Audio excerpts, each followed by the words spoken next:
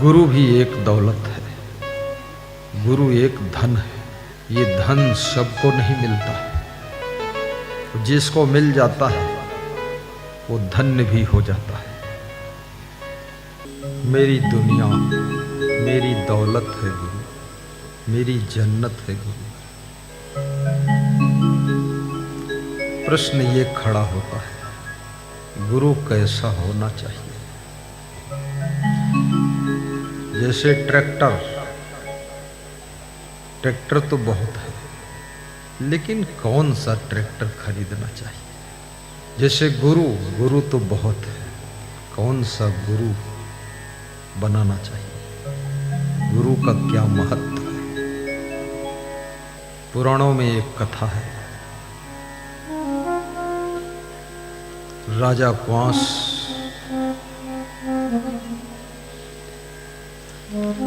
एक राजा था। उस राजा का नाम क्वांस था। क्या नाम था? क्वांस। याद कर लो कहानी। राजा क्वांस की मृत्यु हुई।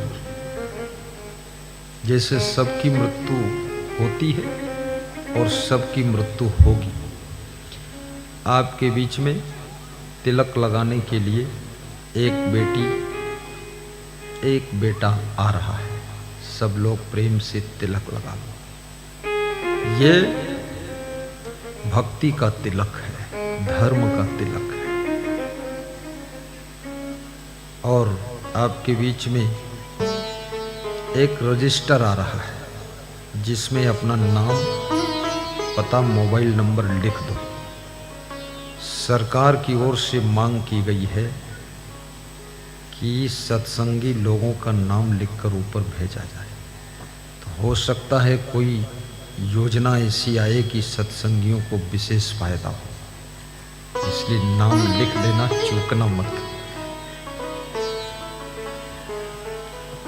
और नाम लेके रजिस्टर अपने घर मत लिए चले जाना, उन्हें बहुत बड़ी योजना आ जाएगी। वापस यहाँ दे देना और तिलक सब लगवा लेना, जैसे मैं लगाया हूं ऐसे। तिलक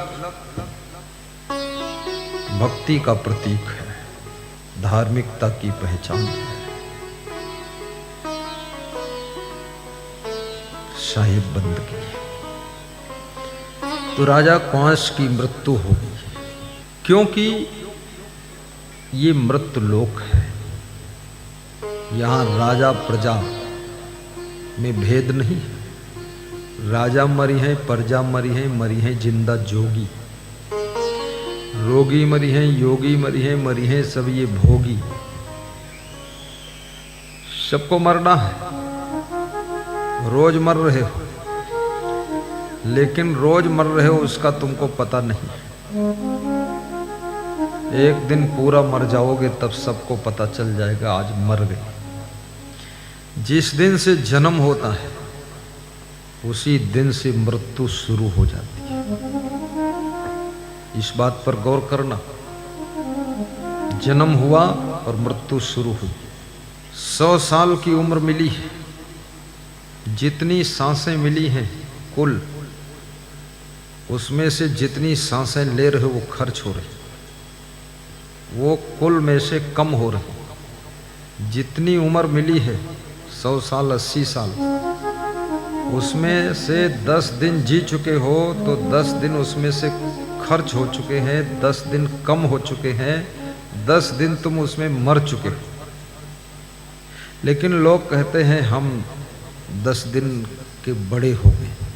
माँ भी कहती मेरा बच्चा 10 दिन का बड़ा हो गया, पर मोह में उसको ये पता नहीं चलता है कुल उम्र में 10 दिन छोटा हो गया है। बड़ा नहीं हुआ, छोटा हुआ। अभी लोग तुमसे पूछते हैं आप कितने बड़े हैं, तो आप कहते हो हम 80 साल के हो गए। तो लोग कहते हैं आपकी बहुत बड़ी उम्र है, लेकिन वास्तव में 80 साल जी चुके हो, 80 साल खर्च कर चुके हो, 80 साल मर चुके हो। अब 20 साल और बचा है, 20 साल और मरना बाकी बचा है। बस खेल खत्म होने वाला है। लेकिन ये दिखता नहीं, बहुत कठिन है। तो राजा कंस की मृत्यु हो गई, रोना धोना शुरू हो गया। जैसे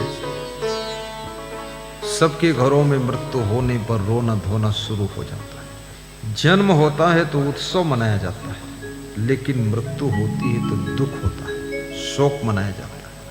और जब मनुष्य मर जाता है तो उसको कहते हैं आज उनका निधन हो गया, मतलब निधन हुआ, जीवन समाप्त हुआ। अर्थात जिंदगी भी एक बहुत बड़ा धन थी और जिंदगी आज समाप्त हो गई, निधन हो गया। अब इनके पास कोई धन नहीं बचा, निधन।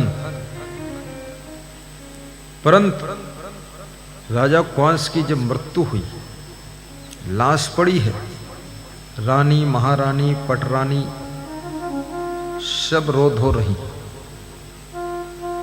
नगरवासी रो रहे, लाश को देखने के लिए लाइन लगी हुई, क्योंकि राजा का मामला है। लेकिन कोई देखने वाला ऐसा नहीं जो उस लाश को जिंदा कर सके। सब आते हैं, देखते हैं, थोड़ा आंसू पोंछते हैं, चले जाते हैं। लेकिन वो शरीर से आत्मा निकल कर कहाँ गई? शरीर तो मर गया, लेकिन आत्मा अमर है। ये आत्मा कभी मरती नहीं है। आपके अंदर भी वही अमर आत्मा है, शरीर के अंदर। इसलिए आत्मा का एक दूसरा नाम जीव भी है।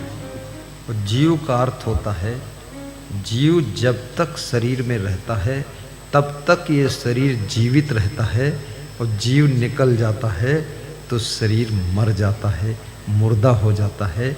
इसलिए जीव को पहचानो, ये जीव क्या चीज है, आत्मा क्या चीज है। आत्म ज्ञान प्राप्त करो तो मृत्यु का दुख नहीं होगा। जिस समय अभिमन्यु की मृत्यु हुई, अर्जुन बहुत रोने लगे, अर्जुन को बहुत दुख हुआ। अभिमन्यु कृष्ण का भांजा है, भगवान का भांजा है, क्योंकि कृष्ण की बहन सुभद्रा अर्जुन की पत्नी है। सुभद्रा से अभिमन्यु का जन्म हुआ था। अभिमन्यु के मरने से कृष्ण नहीं रो रहे, भांजा मर गया पर मामा रो नहीं रहा। परंतु अभिमन्यु के मरने से पिता अर्जुन रो रहे हैं, सुभद्रा रो रही है। पांडवों में शोक छाया हुआ है, क्योंकि नवयुवक बालक महाभारत के प्रारंभ होते ही मारा गया है। सब सोच रहे थे कोई बूढ़ा मर जाता तो कोई बात नहीं थी, लेकिन बच्चा मर गया। बच्चे से बड़ी उम्मीदें होती है। बच्चे के मरने का मतलब क्या है? इन बच्चों को हटा दो पीछे, तुरंत सबको पीछे हटाओ, कुर्सियां भी पीछे कर दो, इनको हटाओ यहाँ से, शैतानी करते डिस्टर्ब, जल्दी हटा दो, फट से जल्दी हटाओ, जल्दी हटाओ इनको, कुर्सी भी पीछे हटाओ, सब हटा दो यहाँ से। शैतानी जो बच्चे करें वह कृपया 1 किलोमीटर दूर चले जाए, शांत बैठना है। शैतानी करने वालों का फोटो खींचा जा रहा है, वीडियो शूटिंग हो रही है, इनको आशीर्वाद बहुत कम मिलेगा, शांति से बैठो। कुर्सी और हटा दो आगे से, वहाँ पीछे ले जाओ, सब हटा दो यहाँ से, प्रसंग को बिगाड़ो मत, ध्यान देना।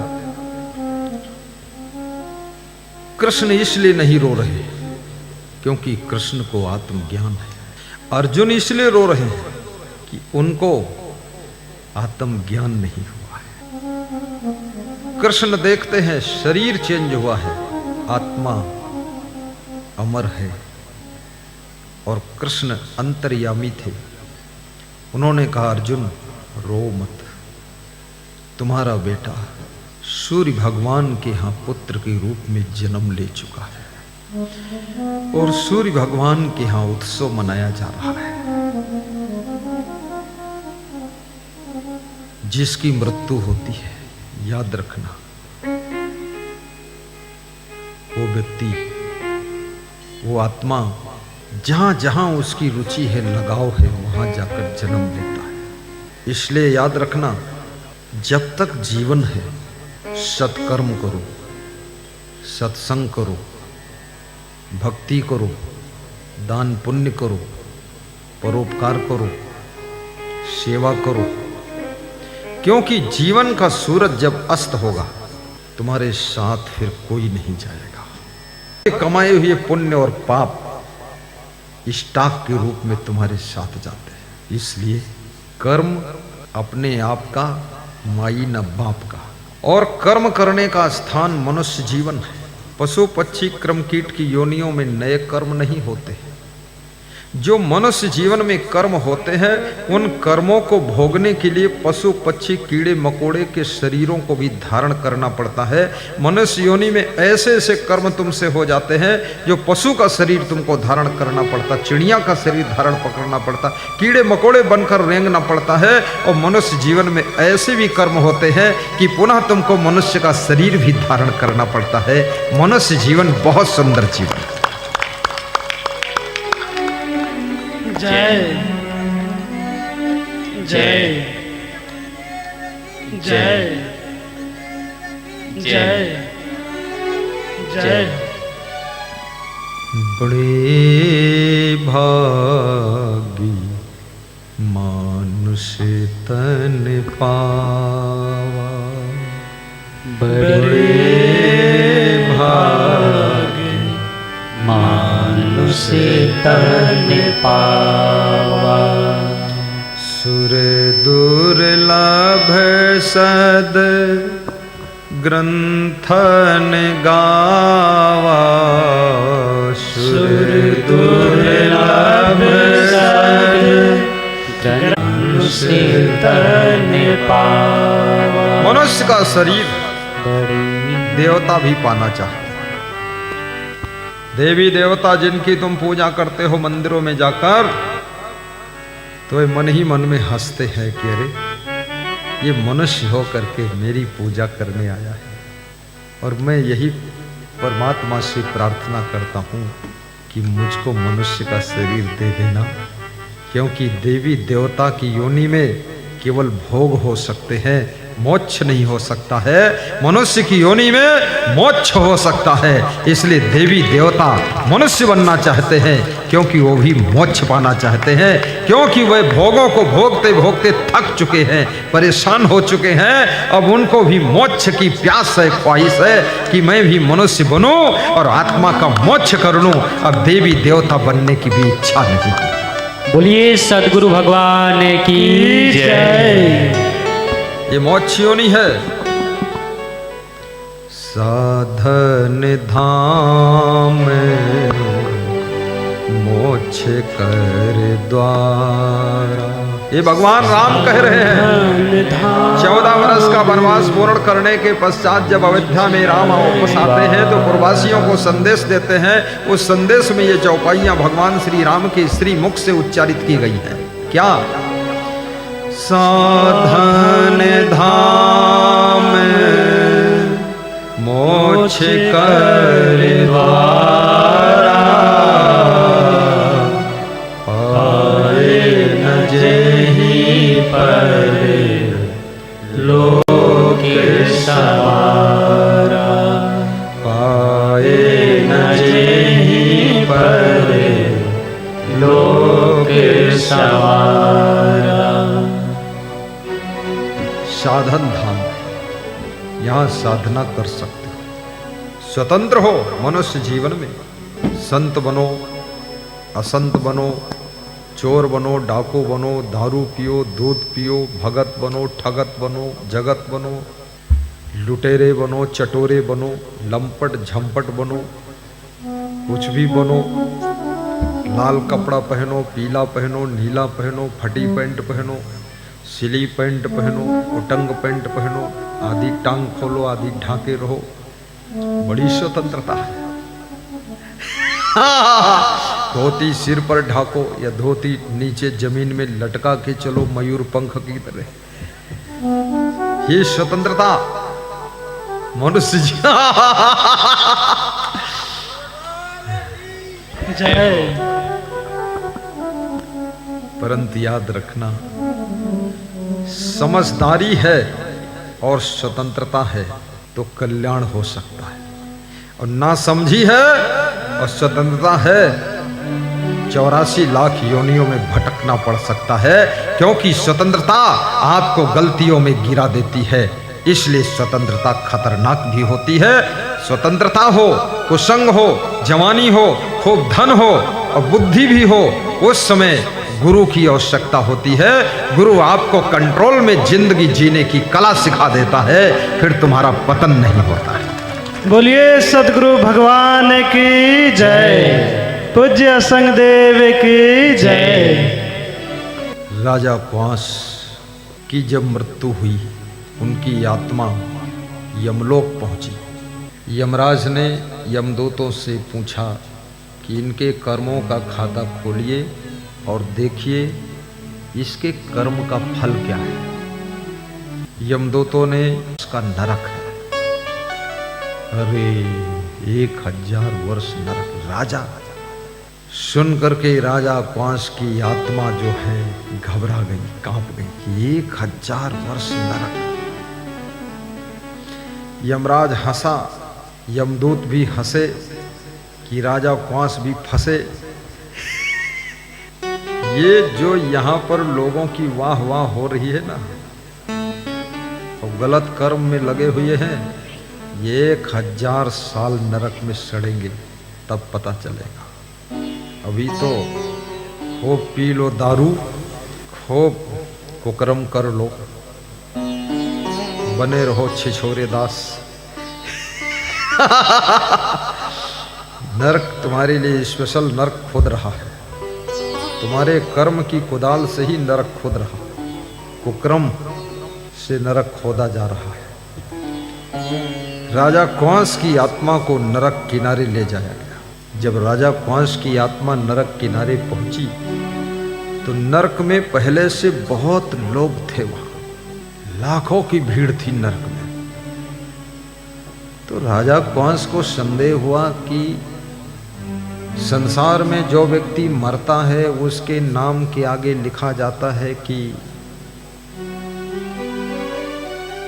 स्वर्गीय, और ये सब नरक में आकर पड़े हैं।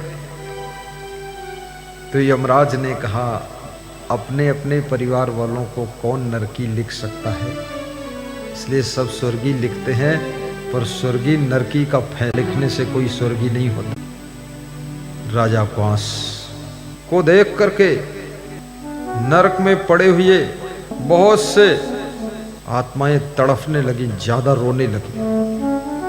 राजा क्वांस ने पूछा, हमें देखी तुम रोवत भारी, के ही कारण तुम हो नर नारी। हमको देख करके तुम इतना भारी रोने लगे, क्या कारण है? तुम हो पुत्र हम पूर्वज तुम्हारे, कुकर्म करी हम नरक पधारे।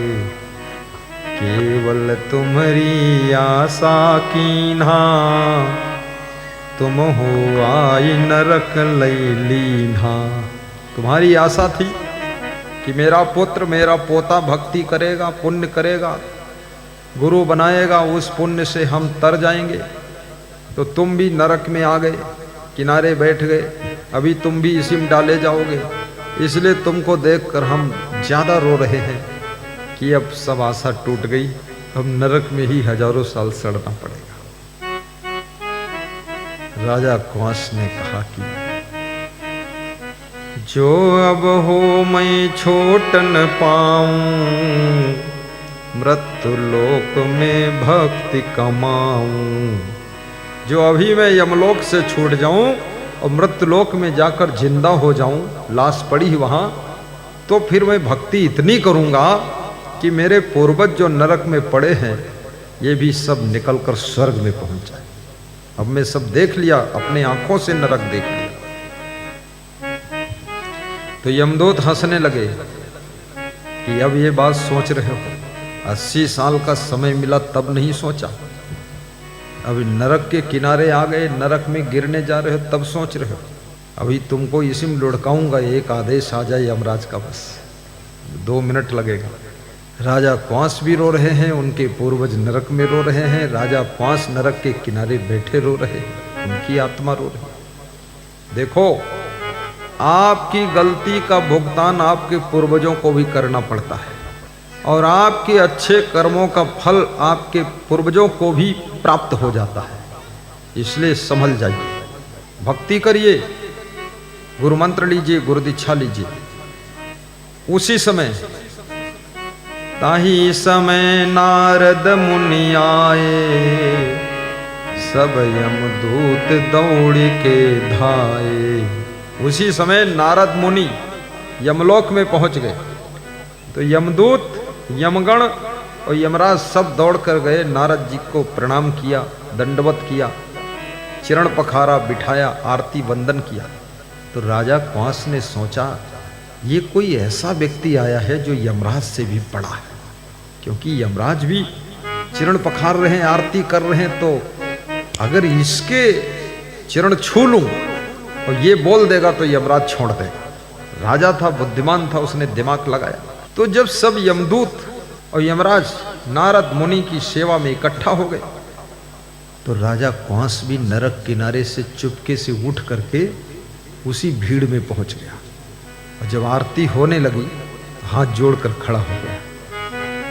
आरती मुनिवर नारद जी की, सुख सनकादिक सारद जी की। आरती शुरू हो गई यमलोक में। याद रखना, यमराज भी भक्ति करता है, यमराज भी संत की सेवा करता है, नहीं यमराज भी नरक में डाला जाएगा। ये बड़ी व्यवस्था है। दंडवत प्रणाम, राजा कंस की आत्मा चरणों में गिर जाती है। नारद जी पूछते हैं, आप कैसे यहाँ? आप तो राजा कंस हैं। बोले, राजा कंस हूँ, लेकिन भक्ति नहीं किया, गुरु मंत्र नहीं लिया, गुरु दीक्षा नहीं लिया तो नरक में आ गए। आप सिफारिश कर दो, यमराज से कह दो हमको छोड़ दें, लाश पड़ी है राजमहल में, आत्मा जाएगी, लाश में प्रवेश करेगी, हम जिंदा हो जाएंगे तो हम गुरु बनाएंगे, भक्ति करेंगे, अब हम गलती नहीं करेंगे। तुरंत नारद जी ने राजा कंस से कहा कि थोड़ा ठहरो। बोले, ठहरने का टाइम नहीं, 2 मिनट में नरक हम गिरा देंगे, कृपा करो जल्दी कह दो।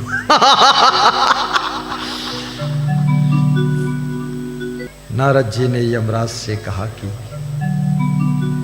एक बात तुम मानो हमारी,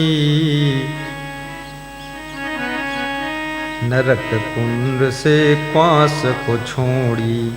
इनको छोड़ दीजिए, एक बार क्षमा कर दीजिए। यमराज ने कहा, बड़ी मुश्किल से पकड़ में आया और तुम छुड़ा रहे।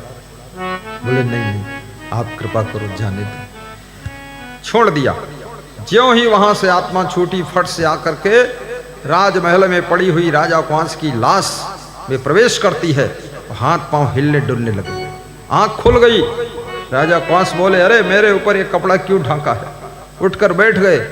हाहाकार हो गई, ढोल बजने लगी, मंजीरे बजने लगे, तबले बजने लगे, गीत शुरू हो गए कि राजा फिर से जिंदा हो गए। सब हंसी खुशी का वातावरण हो गया, जोर से ताली बजा। ऐसा कभी कभी आपके घर में भी होता है। कोई व्यक्ति मर गया, कफन में लपेट के दफन करने जा रहे, रास्ते में कुछ झटका लगा, वो हाथ पांव हिलाने लगा, बोला, कहाँ लिए जा रहे हो? फिर वापस लेकर आए तो 10 साल और जिंदा रहा। इसलिए कोई मर जाए तो बहुत जल्दी दफन मत करना, थोड़ा रुक जाओ। लेकिन लोग कि ये चुड़ैल औरत मर जाए तब मरी है। औरत भी कह रही है, अरे निखट्टू पति मुश्किल से मरा है, जल्दी निपटाओ, चलो दफन करो। रुक जाइए, थोड़ा हो सकता है जीवित हो जाए। रिश्ते तो इतने मधुर बनाओ, पत्नी से ऐसा व्यवहार करो कि वो भी सोचती रहे कि मेरे मरने के बाद मेरा पति मरे। और पति की ऐसी सेवा करो, पति भी सोचे कि मैं पहले मर जाऊं, उसके बाद मेरी पत्नी मरे, इसका वियोग हमको देखना न पड़े। इस तरह की प्रेम की गंगा घर घर में बहनी चाहिए, तभी घर स्वर्ग बनता है।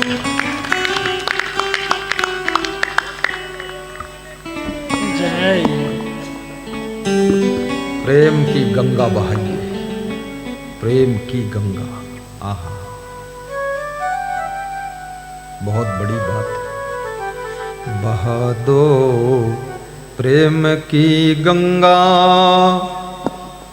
दिलों में प्यार का सागर।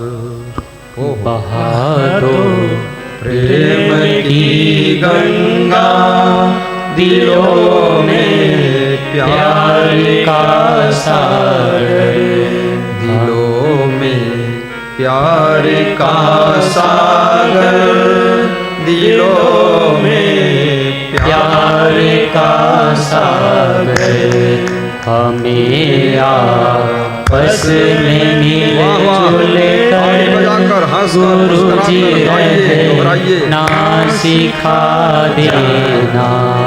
हमें आपस में मिलजुल कर प्रभु जी रहना सिखा देना। याद रखना, ये पति पत्नी का रिश्ता भी कोई साधारण रिश्ता नहीं। अगर रिश्तों में पवित्रता है, एक दूसरे का वियोग दुख में डुबा देता है। धीरे धीरे राजा कांस उठकर बैठ गए और उन्होंने सब कहानी सुनाई यमलोक की कि ऐसे ऐसे हुआ। पूर्वजों को देख कर आए, भक्ति करने का वादा करके आए। पंडितों को बुलाया गया, ब्राह्मण आते हैं, मुहूर्त निकालते हैं।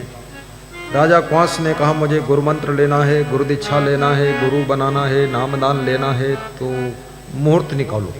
शुभ कार्य कभी करो वही मुहूर्त, अशुभ कार्य जब करोगे मुहूर्त भी बिगड़ जाएगा। राम मंदिर में भगवान राम की मूर्ति की स्थापना और प्राण प्रतिष्ठा का समारोह था। कितने लोग बोल रहे थे मुहूर्त सही नहीं, सही मुहूर्त नहीं। लेकिन जब राम तंबू में विराजमान थे तब कौन सा मुहूर्त सही था? वो मुहूर्त किसने निकाला था? तंबू में पहुंचने का। तब मुहूर्त निकालने वाले कहाँ सोए थे? तंबू में क्यों पहुंचे राम? और जिन्होंने तंबू में पहुंचाया वो किस मुहूर्त में पहुंचाए? और जिस समय मस्जिद तोड़ी गई वो कौन सा मुहूर्त था? मुहूर्त से टूटेगी मस्जिद, जब दांव मिले तब तोड़ दिया उसको। और जिस समय झंडा लहराया गया कौन सा मुहूर्त निकाला? वहां मुहूर्त निकालने वाले जाते तो गोली खा जाते। गोलियां चल रही थी, शासन प्रशासन गोली चला रहा था। उसी बीच में शरद कोठारी दोनों सगे भाइयों ने जाकर ऊपर झंडा गाड़ दिया और तोड़ दिया जाता। उनको गोली लग गई, दोनों शहीद हो गए। तब कौन सा मुहूर्त था? जब राम मंदिर का ताला खोलने के लिए मुकदमा चल रहा था। ये कौन मुहूर्त था? सुप्रीम कोर्ट में मुकदमा कोई मुहूर्त से चल रहा था। जब मुकदमा के लिए कोई मुहूर्त नहीं, तंबू के लिए कोई मुहूर्त नहीं, और जब मंदिर तोड़कर मस्जिद बाबर ने बनाया था, उसने कौन से मुहूर्त में बनाया था? सारा मुहूर्त खत्म। तो मंदिर में प्राण प्रतिष्ठा का मुहूर्त देखने की जरूरत ही नहीं है। जब कर दो वही मुहूर्त है, झंझट खत्म कर दो। शुभ कार्य कर दिया आपके देश के प्रधानमंत्री ने। और गांव गांव में राम प्राण प्रतिष्ठा समारोह धूमधाम के साथ 22 जनवरी को मनाया गया। आज भी मैं देख रहा हूँ लसड़ी धाकड़ में बहुत झंडियाँ झंडा सब लगे हुए। दीवार पर लिखा हुआ है मेरा गांव मेरी अयोध्या, लसड़ी धाकड़, ऐसा लिखा। देख के खुश हो गया। इसलिए याद रखना, गुरु मंत्र जब लेना हो तो मुहूर्त निकालने की जरूरत नहीं। कोई मुहूर्त की चिंता मत करो, जब योग बन जाए ले लो। लेकिन राजा कांस मुहूर्त निकलवाता है। तो मुहूर्त कब निकला? कल सुबह।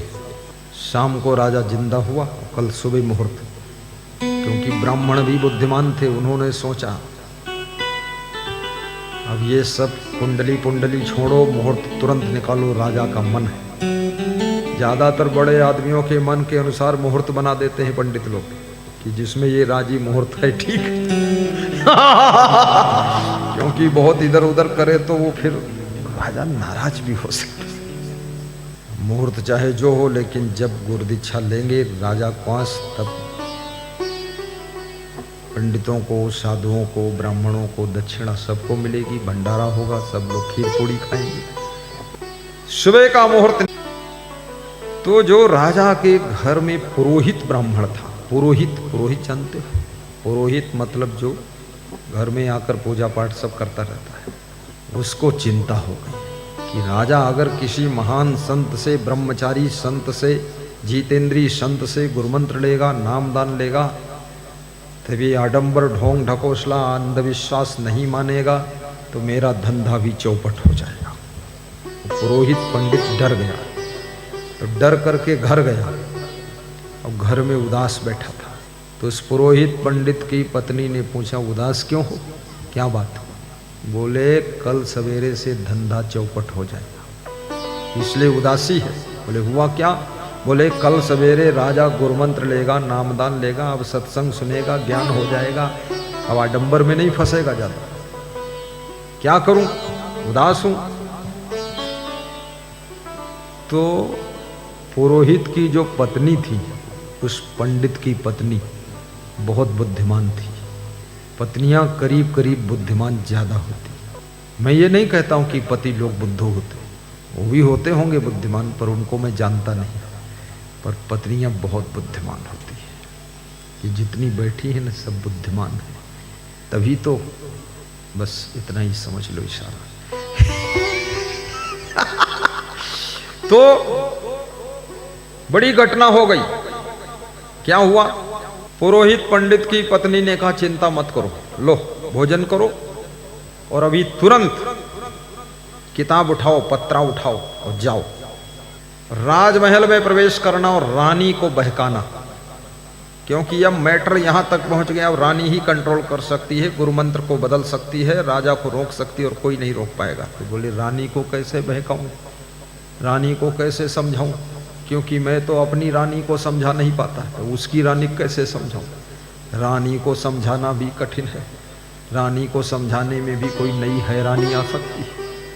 बहुत बड़े लोगों को समझाने में बड़े खतरे होते हैं, इसलिए हर जगह पंच, सरपंच, परपंच मत बनो, खतरा भी है। एक बहुत बड़ा नेता छत्तीसगढ़ प्रदेश में समझाने के लिए भेजा गया। जिनको समझा रहा था उसने उठकर उनके 2 झापड़ मारे, थप्पड़। मध्य प्रदेश से वो नेता गया था समझाने छत्तीसगढ़, नाम नहीं लूंगा, इज्जत का सवाल है, बड़ा नेता था, और वहां थप्पड़ खाता और एमपी से पहुंचाया गया, तू समझा दे। इसको थोड़ा अहंकार भी था कि मुझे समझाना खूब आता है, और इसके समझाने से वो इतना उलझ गया कि खड़े होकर 2-3 खींचे। नेता लोग भी खूब पीटे जाते हैं। ये तो गांव में आकर के बस लोग कहते नेताजी आ गए, विधायक जी आ गए, सांसद जी आ गए, मिनिस्टर जी आ गए। कई बार इनकी इतनी पिटाई होती, सर्विसिंग होती है कि बिल्कुल ओवरहॉलिंग कंप्लीट। इनके ऊपर फूल फेंके जाते हैं कभी कभी, लेकिन कभी कभी जूते भी, चप्पल भी, चक्कू भी, और माटी और पत्थर। लोग बहुत नाराज हैं इनसे, खुश नहीं है, क्योंकि बरसात में वर्षा होती है तो सभी मेढक निकलकर बाहर आ जाते हैं, टर टर टर की आवाज करते हैं, और बरसात गई, मेढक सब छुप गए, अंदर चले गए।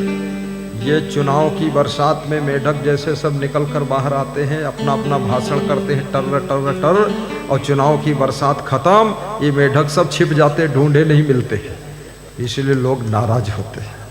याद रखना, चुनाव के बाद भी सबके काम कीजिए, सबके बीच में रहिए और सहज मिलिए, सहज मिलिए, कठिनाई से नहीं, सहज मिलना चाहिए, तब वोट मिलेगी, नहीं तो दोबारा हार जाओगे, ये पक्का समझ लो। राजनीति आसान नहीं है, पहले आसान थी, अब सोशल मीडिया जब से आ गई, मोबाइल में, यूट्यूब में, फेसबुक में सब चल रहा है, सब लोग देख रहे हैं, सुन रहे, कौन क्या कर रहा है, कौन कहाँ है। तो याद रखना, अब वोट पाना बहुत कठिन काम है। पहले ये था, लोग जान नहीं पाते थे, लोग समझते थे बहुत अच्छे हैं, बहुत ये हैं। आजकल तो मोबाइल के यूट्यूब में सब कुछ है, किसी के बारे में पूरी हिस्ट्री देख सकते हो। बहुत कठिन है राजनीति, इसलिए जो लोग राजनीति में काम करते हैं उनको प्रायः शुगर की बीमारी हो जाती है। इसलिए हो जाती कि उनको टेंशन बहुत रहती, और टेंशन में सही नींद नहीं आती, और जिसको सही नींद नहीं आएगी उसको फिर याद रखना बहुत बीमारियां आ जाती हैं। 100 में 80 बीमारियां हैं सही नींद ना आने के कारण। इसमें ऐसे कितने लोग हैं जिनको ठीक से नींद नहीं आती है? कृपया हाथ उठाइए। पीछे 2-3 महिलाओं ने, 1-2 आदमियों ने उठाया। जिनको खूब गहरी नींद आती है ऐसे सोते हैं जैसे कुंभकर्ण का बाप सो रहा है। वे कौन से लोग हैं? हाथ उठाइए। देखो, ये कुंभकर्ण के बाप लोग हैं, कुंभकर्ण की मां। गोल लोगों ने दोनों में हाथ उठाया ही नहीं, उनकी बड़ी दुर्दशा, वो नींद आती नहीं। चिंता मत किया करो, प्रेम से गुरु का नाम लेकर सो जाया करो, क्योंकि संसार में बहुत कुछ तुम्हारे हाथ में है, लेकिन सब कुछ तुम्हारे हाथ में नहीं है। ये बात याद रखना, जो होना है हो जाएगा।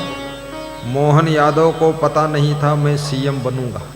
वो आराम से उज्जैन में अपने कमरे में सोया था, ही हंसता था। खबर आ गई तू इधर आ, और सीएम बना दिया गया। तो इतना वो खुश हुआ कि कल्पना भी नहीं थी मैं सीएम बनूंगा। और शिवराज सिंह चौहान को सपना भी नहीं था कि मैं सीएम नहीं बनूंगा। वो नहीं बने, और जिनको बनना नहीं था वो बन गए। तो ये सब भाग्य का खेल है, और जब भाग्य का खेल इतना निराला है तो याद रखना अब चिंता करने की जरूरत नहीं है। निश्चिंत जीवन जियो। जैसे आप पति पत्नी बच्चे को जन्म देना चाहते हैं, आपके हाथ में थोड़े है। अब बच्चा होगा कि बच्ची होगी ये तुमको नहीं मालूम। अब जो होगा सो होगा, ये तो जुआ का खेल है। होने दो, गंगा जमुना सरस्वती को आने दो। हो सकता ऐसी बेटी कोई सौभाग्यशाली आ जाए, मीरा जैसी भक्ति करे। हो सकता कोई ऐसी पोती आ जाए, महारानी लक्ष्मीबाई बन करके हिंदू धर्म की रक्षा करे। आने दो। बेटी में बेटा छिपा है, बेटा में बेटी छिपी है। जहां प्रेम है वहां सब कुछ है, प्रेम नहीं है तो बेटा भी क्या करेगा। इसलिए प्रेम पैदा करो। बेटी के जन्म लेने से घबराओ मत, और बेटा के जन्म लेने से बहुत खुशी मनाओ मत, क्योंकि बेटी बेटा एक समान। तो राजा कंस की गुरुमंत्र की तैयारियां प्रारंभ हो गई। शासन प्रशासन को इन्फॉर्मेशन दे दिया गया, जनता को इनविटेशन आमंत्रण दे दिया गया। कल प्रातः 7 बजे सब इकट्ठे हो जाओ। बहुत बड़ा मंडप लगाया गया कि राजा कंस गुरुमंत्र लेंगे। इधर वो पुरोहित पंडित पत्रा लेकर के राजा कंस के महल में रात में प्रवेश करता है। रानी को समझाता है कि रानी तुम्हारा पति कल गुरुमंत्र लेगा। तो रानी ने कहा अच्छी बात है, वो तो मर गए थे, पुनः जिंदा हुए, मेरा सौभाग्य है, लेने दो गुरुमंत्र। बोले सुन तो, गुरुमंत्र लेगा फिर जब देखो तब तीर्थ जाएगा, बड़े बड़े मंदिरों में जाएगा, साधु संतों के सत्संग में जाएगा, राजकाज सब चौपट हो जाएगा, और तेरी सैया के निकट नहीं आएगा। अब बहुत नियम पालन करेगा। तो रानी को दुख हो गया कि मेरी सैया के निकट नहीं आएगा और रोज रोज तीर्थ नहाएगा, तो फिर ये कैसे होगा। तो क्या करूं पुरोहित महाराज? एक उपाय करो, 16 श्रृंगार करो, मोहिनी रूप धारण करो। राजा 10 बजे रात को आएगा दरबार से, उसको मोहित करो, आकर्षित करो, खुश करो, और मुग्ध हो जाए तो कहना कि तुम मर गए थे, यमलोक से पुनः लौट कर आए, जिंदा हो गए, लेकिन इस खुशी में तुमने हमको क्या दिया। तो राजा कहेगा जो मांगो मांग लो, तुम यही मांग लेना कि गुरुमंत्र ना लो, बस इतना ही मांगती है। बस देखिए व्यवस्था बन गई। व्यवस्था कहाँ से कहाँ बिगड़ती है, कैसे कैसे बनती है, ये बड़ा सिस्टमेटिक है। पुरोहित पंडित रानी से दक्षिणा लेकर के चला गया। राजा को पता नहीं कि यहाँ गड़बड़ क्या हुआ है, किसने गड़बड़ कर दिया। राजा दशरथ की धर्मपत्नी कैकेयी के दिमाग को गड़बड़ करने वाली मंथरा थी। राजा दशरथ को पता भी नहीं है कौन गड़बड़ मचा रहा है, इसलिए नौकरानी और नौकर पर भी दिव्य दृष्टि रखिए, कहीं वो तुम्हारे बेटे बहू को गड़बड़ तो नहीं कर रहे, दिमाग बिगाड़ तो नहीं रहे। अपने रिश्तेदारों पर भी विशेष ध्यान रखिए, कोई रिश्तेदार की महिला आकर तुम्हारे बहू के दिमाग को तो नहीं बिगाड़ रही है, क्योंकि किसी को सुखी देख करके बहुत लोगों को हजम नहीं होता है। वो सोचते मेरे घर में जैसे महाभारत होती इनके घर में भी महाभारत हो तो अच्छा, इसलिए सावधान। राजा जब दरबार में आया, सबके साथ मिला, छुट्टी हुई, खुशी मनाई, घर में प्रवेश हुआ, अपने बेडरूम में गया। रानी साहब 16 श्रृंगार करके मोहिनी रूप बनाकर बैठी थी। राजा खुश हुआ कि रानी को इतना सुंदर रूप में देखा। रानी ने कहा कि आप खुश हैं? बोले हम खुश हैं। बोले तुम खुश हो लेकिन हम खुश नहीं हैं। क्यों नहीं खुश हो? बोले आप मर गए थे, यमलोक गए, वहाँ से वापस लौटे, फिर से जिंदा हुए, इस खुशी में हमको क्या दिया आपने? बोले आप जो मांगो दे दूंगा। बोले मैं यही वचन मांगती, 3 बार वचन दो कि दे दूंगा दे दूंगा दे दूंगा। बोले दे दूंगा दे दूंगा दे दूंगा 6 बार बोल दूंगा। तो कहा बस यही मांगती हूँ, कल गुरुमंत्र मत लो, गुरु मत बनाओ, नामदान मत लो। अरे इधर गुरुमंत्र लेने का संकल्प लिया राजा क्वांस ने, तो उधर जो नरक में पुरखे पड़े हुए थे उनको निकाल कर नरक के किनारे ऊपर बिठा दिया गया कि तुम्हारा बेटा अगर गुरुमंत्र लेगा, गुरु भक्ति करेगा तो तुमको नरक से स्वर्ग में पहुंचा दिया जाएगा। उधर भी कार्रवाई प्रारंभ है यमलोक में। लेकिन राजा क्वांस जब इस बात को सुनता है, रानी से वचन हार गया, वाचा हार गया, तो राजा क्वांस का मन दुखी हो गया कि अरे सब पूर्वजों की दुर्दशा देख कर आया हूँ, नरक में सड़ रहे हैं, रो रहे हैं, दुख मना रहे हैं, उनको भी हमें तारना था, बाहर निकालना था, ये तो गुरुमंत्र वाला ही मांग लिया वचन कि गुरुमंत्र मत लो। राजा क्वांस वचन हार गया और फिर हाँ कर दिया कि चलो गुरुमंत्र हम नहीं लेंगे, वचन हार गए, क्या करें। रानी ने समझाया भी कि देखो राजा दशरथ ने अपने वचन का पालन किया था, राजा हरिश्चंद्र ने अपने वचन का पालन किया, तुम कोई उनसे कम थोड़े हो, तुम भी वचन दे चुके हो, अब मानो। राजा क्वांस ने ज्यों ही गुरुमंत्र ना लेने का विचार किया, पुरखे जो नरक किनारे बैठे थे वो उनको फिर से नरक में डाल दिया गया और ऊपर से 2 मुगदर यमदूतों ने मारा, वो नरक में डूब गए। ये दशा हो।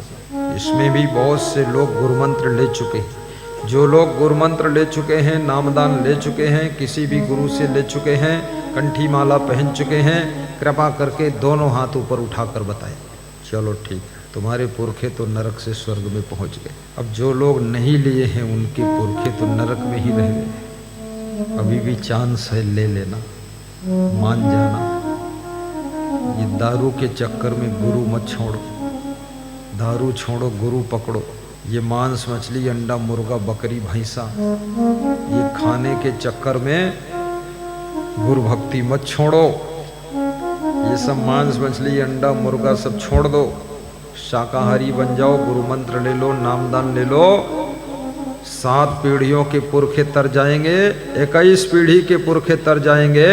और ये कहानी मेरी जेब की कहानी नहीं है, ये पुराणों में विश्राम सागर शास्त्र में लिखी हुई कहानी है, वो कथा मैं सुना रहा हूं। ये कोई साधारण नहीं है। गुरु बिनु भव निधि तरई न कोई, जो विरंच शंकर सम होई। गुरु बिनु भव निधि तरई न कोई, जो विरंच शंकर सम होई। गुरु ब्रह्मा गुरु विष्णु पुरारी, गुरु पर ब्रह्म दीन दुख हारी। गुरु ब्रह्मा गुरु विष्णु पुरारी, गुरु पर ब्रह्म दीन दुख हारी। गुरु शरणागत जो कोई आवे, बहुरी न सो 84 जावे। गुरु शरणागत जो कोई आवे, बहुरी न सो 84 जावे। ध्यान देना, आगे क्या हुआ। कथा अभी पूरी नहीं हुई, आगे बहुत बड़ी व्यथा है। जब पुरखे फिर नरक में डाल दिए गए, नारद मुनि भ्रमण करते करते यमलोक फिर पहुंचे। नरक किनारे घूमने के लिए गए। नारद को देख करके नरक में पड़े हुए पुरखे सब रोने लगे। नारद ने कहा, हमको देखकर क्यों रो रहे हो? बोले, आप मृत्यु लोक जाइए। हे नारद मुनि, मेरे बेटे राजा कंस को फिर से समझाइए। किसी ने उसकी बुद्धि को बिगाड़ दिया, गुरुमंत्र लेने का इरादा किया तो हम नरक से निकालकर बाहर बिठाए गए, और फिर उसने इरादा बदल दिया तो हम नरक में डाल दिए गए। तो उसको समझाओ कि गुरुमंत्र ले ले, गुरु भक्ति करे तो उसके पुण्य से हम नरक से स्वर्ग में जाएं। नारद ने कहा, मेरी बात कौन सुनेगा, कैसे मानेगा? बोले, कह देना मैं नरक में तुम्हारे पुरखों से मिलकर आया हूँ। पुरखों ने कहा, अरे बोले ऐसे तो सोचेगा झूठ बोल रहे हैं, अपनी तरफ से बोल रहे हैं। तो पुरखों ने कहा कि बता देना, जब बात ना माने कह देना जो आंगन है राज दरबार का, इसमें 7 गगरा सोना भरा हुआ गड़ा है। 7 गगरा सोना गड़ा हुआ निकाल कर खोद कर उसको दे देना, तो विश्वास हो जाएगा वहीं से आए हैं, तभी तो गगरा निकाला है। नारद जी लौटे, उन्होंने समझाया, राजा कंस नहीं समझा। आंगन में 7 गगरा सोना के खोद कर निकाल कर दिया कि देखो तुम्हारे पुरखों ने बताया था, ये एड्रेस वही सोना निकला है। राजा कंस को विश्वास हुआ, फिर उसने रट लगा दी कि अब गुरुमंत्र दूंगा। फिर बोले, बुलाओ पंडितों को, तुरंत गुरुमंत्र दूंगा। पंडित बुलाए गए, मुहूर्त निकाला। राजा को जोश में देखा, पंडितों ने घबरा गए, बोले, अरे तुरंत का मुहूर्त अच्छा है, बस 1 घंटे बाद, ज्यादा तैयार, शुभ कार्य में देर लगाओगे बाधा पड़ जाएगी, इसलिए शुभ कार्य तुरंत कर दो। तैयारियां शुरू हो गई। रानी को खबर मिली कि राजा फिर गुरुमंत्र लेने जा रहा है। राजा अकेले बैठ गया। गृहस्थ आश्रम में गुरुमंत्र लेने का नियम होता है, पति पत्नी को साथ में लेना चाहिए। पत्नी बहुत दूर है तो अकेले ले लो, लेकिन अगर साथ में बैठे तो ज्यादा अच्छा। नारद मुनि ने कहा कि जाओ राजा साहब, अपनी पत्नी को, रानी को भी ले आओ, और वो भी साथ में गुरुमंत्र ले ले। तो राजा कंस ने कहा, मैं उनको बुलाने नहीं जाऊंगा, उन्होंने ही बाधा डाल दी थी, और फिर बुलाऊंगा, उसका मन है कि नहीं है कुछ पता नहीं। नारद जी ने कहा, जाओ तो। बोले, मना कर देगी तो? फिर मना कर दिया तो क्या करेंगे, क्या उससे पूछना है? अरे बोले, पूछ लेना चाहिए, मनमानी नहीं करना चाहिए। बोले, मनमानी तो नहीं करना चाहिए, पर एक बार पूछा तो गड़बड़ हो गया ना। अरे तुम जाओ। बोले, मना करेगी तब क्या करूंगा? बोले, उसको समझाना मत, जब मना करे तो उसके 1 थप्पड़ जोर से मार देना। बोले, थप्पड़ मैंने तो कभी उसको मारा नहीं, मेरी रानी है। बोले, मार देना तुम, कोई बात नहीं। बोले, उससे क्या होगा? बोले, जो होगा सो होगा, तुम जाओ। पूछना चाहिए अर्धांगिनी से, मनमानी नहीं करना चाहिए, जाओ। नारद जी की आज्ञा को पाकर राजा कंस राजमहल में प्रवेश करते हैं और रानी से कहते हैं, रानी साहब, आज मैं गुरुमंत्र लेने जा रहा हूँ, क्योंकि नारद जी आए हैं, 7 गगरा सोना खोद कर दिया है, पूर्वजों ने उनको भेजा है, पूर्वज फिर नरक में डाले गए हैं, दुखी हैं, तो हम गुरुमंत्र जरूर लेंगे। तो रानी ने कहा, पागल हो क्या, वादा किया था, वचन दिया था, गुरुमंत्र नहीं लूंगा, फिर वही रट लगा दिया। तो राजा उठा, रानी के 1 थप्पड़ मारा जोर से। जब 1 थप्पड़ मारा तो रानी ने कहा, बस अब मत मारना, रुको तो, सुनो तो, मैं क्या कह रही हूँ पूरा सुन लो, फिर थप्पड़ चलाओ। क्या कह रही हूँ बोलो? बोले, मैं ये कह रही हूँ कि अकेले गुरुमंत्र मत लो, हम भी साथ में लेंगे।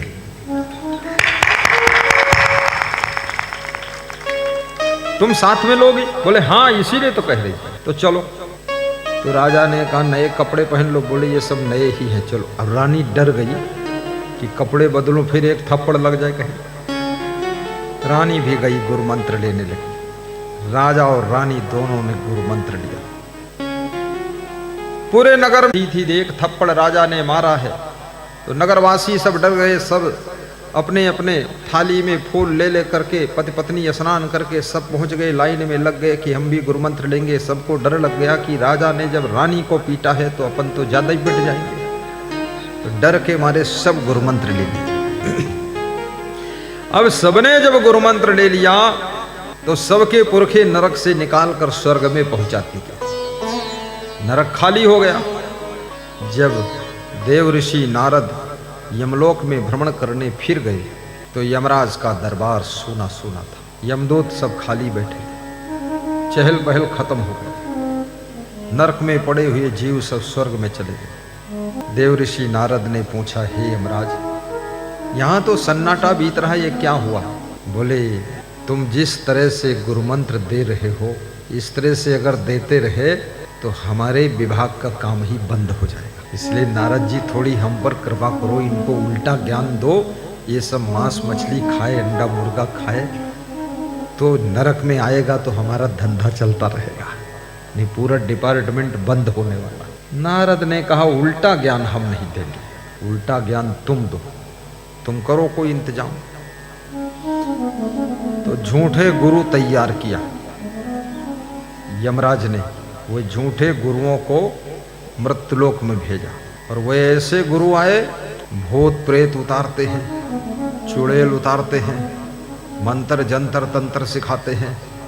फिर ऐसे गुरु आए जो कहते हैं गांजा खूब पियो कल्याण हो जाएगा, माता पिता के पैर मत छुओ तो भी कल्याण हो जाएगा। फिर ये भी समझाते हैं, अरे मांस मछली खाओ उससे कुछ नहीं होता, है तो शरीर का काम है, आत्मा तो पवित्र है। इस तरह का उल्टा ज्ञान है कि इनको बिगाड़ो, भ्रष्ट करो, ताकि ये मरकर हमारे नरक में आए तो हमारा धंधा शुरू हो जाए। तो ऐसे नकली ढोंगी आडंबरी गुरुओं से दूर रहना, बच के रहना, अन्यथा तुमको नरक में पहुंचा देंगे। ये है गुरु का महत्व, इसलिए सबको गुरु बनाना चाहिए।